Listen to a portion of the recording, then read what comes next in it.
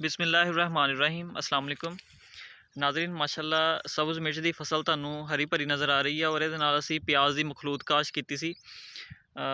मिर्च के अंदर प्याज लगाया होया वा, ये उपर प्याज माशाअल्लाह ठीक है, साइज़ अच्छा बना रहा वा, लेकिन ये उपर थ्रिप्स का जोड़ा ना अटैक आता वा, मिर्च की वजह तो ज़्यादा अटैक आता वा। स्प्रे इजाफी करने पैंदे आ। साडे नाल मौजूद हाफिज़ अरसलान साहब, असीं इन्हां नूं पुछदे हां कि किहड़े ऐसे स्प्रे आ जिहड़े असीं करके प्याज की फसल नूं महफूज रख सकते हैं थ्रिप्स तो, और साइज़ नूं इनक्रीज़ करन वास्ते, प्याज का साइज़ ज़्यादा करन वास्ते किहड़ी खाद आ जिहड़ी इस्तेमाल करनी चाहिए है इस स्टेज के उपर। असीं हाफिज़ साहब नाल गल करदे हां जी। हाफिज़ जी भाई असीं तुहानूं ज़हर दस्सण लगे जी मरच दे उत्ते ते जिहड़ा वा प्याज दे उत्ते। प्याज ते सब तो ज़्यादा थ्रिप्स दा बहुत ज़्यादा हुंदा वा असर, बहुत ज़्यादा थ्रिप्स इहदे ते अटैक करदी है, नाल मरच की फसल खराब हो जाती है। तुसीं मेरे हत्थ ही देख रहे होने माशाअल्लाह, प्याज भी साडा तैयार है ते मरच भी साडी तैयार आ।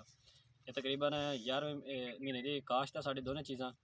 तो फिर हम असीं तुहानूं दस दईए जहर किहड़े किहड़े इस्तेमाल करने आ। प्याज वास्ते जिहड़ा जहर आ, मेरे जिहड़े असीं तजर्बे कीते होए आ, ਅਸੀਂ ਜਿਹੜੇ ਖੁਦ ਕਰਦੇ ਹਾਂ, ਜਿਨ੍ਹਾਂ ਦਾ ਕੰਟਰੋਲ ਹੈ, ਇੱਕ ਤਾਂ ਹੈਗਾ ਐਸੀਫੇਟ।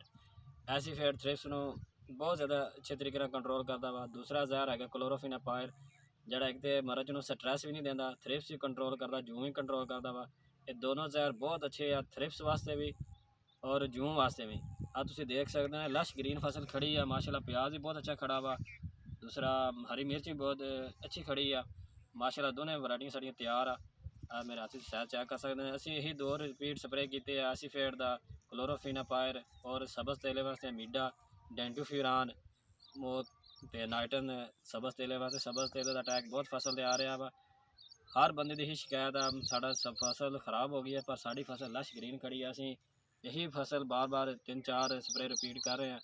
तो जुलसाओ प्याज से बहुत आंदा, जुलसाओ तो हल्के फुल्के स्प्रे करने चाहिए प्याज, ताकि प्याज की फसल खराब ना हो। ਅਸੀਂ ਦੇਖ ਸਕਦੇ ਨੇ ਰਿਜ਼ਲਟ ਤੁਹਾਡੇ ਅੱਖਾਂ ਦੇ ਸਾਹਮਣੇ ਆ।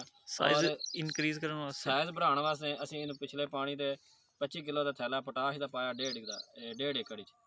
ਨਾਲ ਅੱਧੀ ਬੋਰੀ ਡੀਏਪੀ ਪਾਈ ਆ, ਨਾਲ ਬੋਰੀ ਸੀ ਯੂਰੀਆ ਪਾਈ ਆ, 25 ਕਿਲੋ ਅਸੀਂ ਪੋਟਾਸ਼ ਪਾਈ ਆ, ਐਸਓਪੀ 1.5 ਕਿੱਲੇ 'ਚ। ਤਾਂ ਅਸੀਂ ਸਾਈਜ਼ ਚੈੱਕ ਕਰ ਸਕਦੇ ਨੇ। ਇਸ ਤੋਂ ਅੱਛਾ ਵੀ ਸਾਈਜ਼ ਤਿਆਰ ਆ। ਅਸੀਂ ਸਿਰਫ ਚੈੱਕ ਕਰਾਉਣ ਵਾਸਤੇ 2 ਬੂਟੇ ਪੱਟੇ ਆ, ਤੁਹਾਨੂੰ ਚੈੱਕ ਕਰਾ ਦਈਏ। ਤੇ ਇਹ ਵੈਰਾਈਟੀ ਲੱਗੀ ਹੈ ਜੀ ਸਦੀਕ ਸਾਂਝ ਦੀ ਜੈਨੇਟਿਕ ਪਿਆਜ਼ ਦੀ। ਸ਼ੁਕਰੀਆ ਜੀ।